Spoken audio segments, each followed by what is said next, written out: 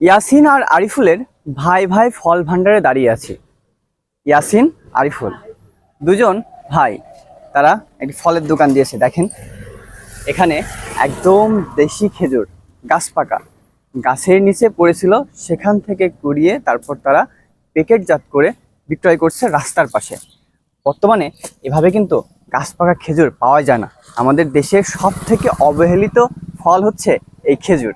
আমরা মূলত বাইরের দেশের খেজুর খেতে বেশি অভ্যস্ত, বেশি পছন্দ করি, কারণ তাতে মাংসালংশ বেশি, কিন্তু আমাদের দেশের খেজুরে মাংস খুব কম থাকে, তাই আমরা কম পছন্দ করি। আরিফুল, ইয়াসিনের কাছে শুনবো তাদের এই উদ্যোগের কারণ। গাছের গুঁড়াতে আমরা ফল কুড়িয়ে এনে রাস্তার কোনায় বেচছি।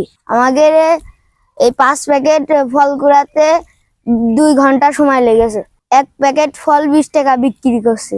এমন পাকা টাটকা খেজুর পাওয়া যায় না, খুব কষ্ট করে সংগ্রহ করেছি।